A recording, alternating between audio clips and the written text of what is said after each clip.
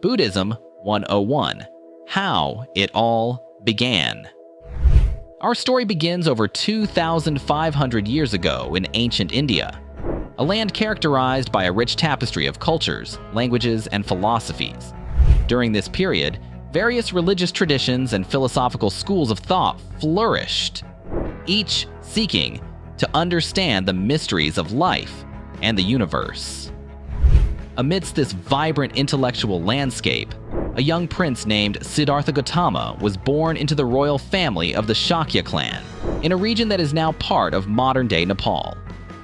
His father, King Suddhodana, was a powerful and wealthy ruler who had great aspirations for his son. Siddhartha's mother, Queen Maya, had a dream before his birth in which a white elephant entered her womb, a sign interpreted by sages as heralding the birth of a great leader. Siddhartha's early life was one of luxury and privilege. His father, determined to shield him from the harsh realities of the world, surrounded him with every comfort and pleasure imaginable. He was raised in opulent palaces, provided with the finest education, and trained in the arts of warfare and governance. Siddhartha was a thoughtful and introspective young man, deeply curious about the world beyond the palace walls. As Siddhartha grew older, his desire to explore the world outside the palace became increasingly difficult to suppress. One day, he ventured beyond the palace gates and encountered what would become known as the Four Sights: an old man, a sick person, a corpse, and a wandering ascetic.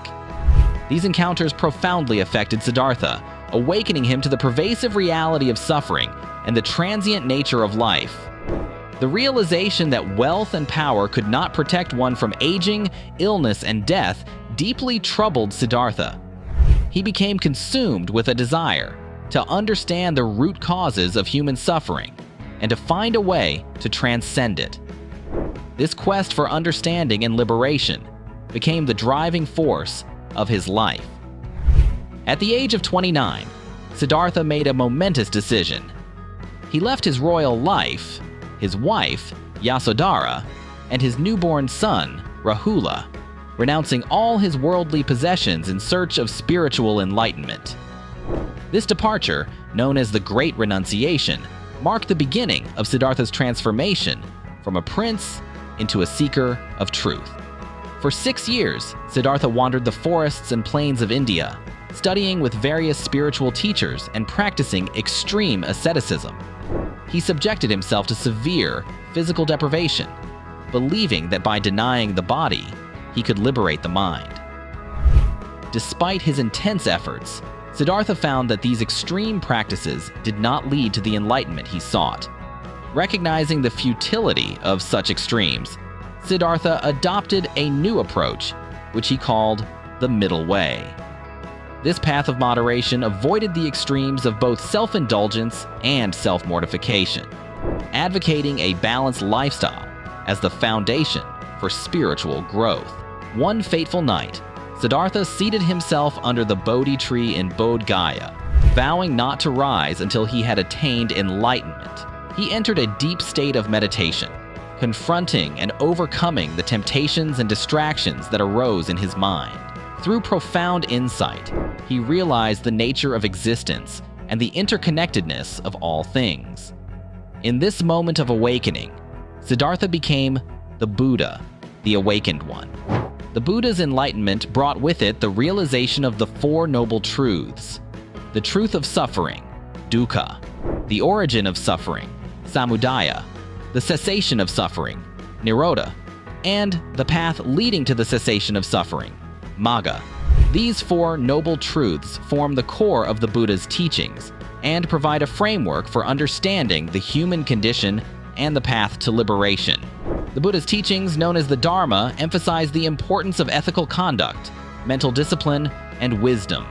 Central to his message is the Eightfold Path, a practical guide to ethical and mental development designed to free individuals from the cycle of suffering and rebirth. The Eightfold Path consists of right understanding, right intention, right speech, right action, right livelihood, right effort, right mindfulness, and right concentration. Following his enlightenment, the Buddha spent the next 45 years traveling across northern India, sharing his insights with people from all walks of life. His teachings attracted a diverse following, including kings, merchants, farmers, and outcasts. The Buddha's ability to communicate profound truths in a clear and accessible manner helped his teachings spread rapidly. Monastic communities, known as sanghas, were established to support the practice and preservation of the Buddha's teachings. These communities provided a structured environment for monks and nuns to live a life of simplicity, meditation, and study. The Sangha played a crucial role in the transmission and preservation of the Buddha's teachings, ensuring their continuity through oral tradition and, later, written scriptures.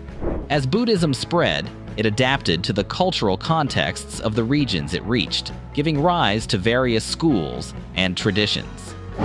Theravada Buddhism, also known as the teaching of the elders, emphasizes the original teachings of the Buddha and is prevalent in Sri Lanka, Thailand, Myanmar, Laos, and Cambodia.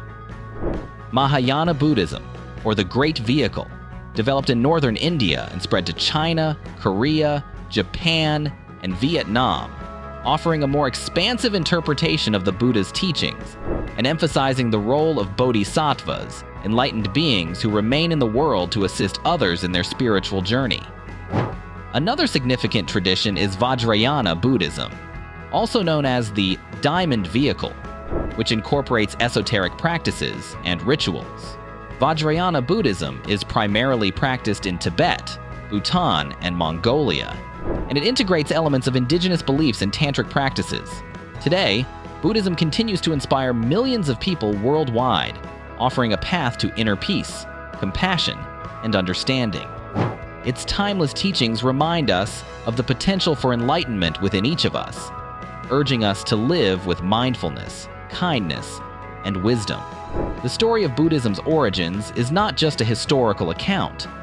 It is a testament to the transformative power of seeking truth and understanding the nature of suffering. The Buddha's journey from a sheltered prince to an enlightened teacher continues to resonate with people of all backgrounds, providing a beacon of hope and a guide to living a meaningful and purposeful life. Thank you for joining us on this journey through the origins of Buddhism. We hope this exploration has provided you with a deeper appreciation for this ancient and profound tradition. Until next time, may you find peace and happiness on your own path.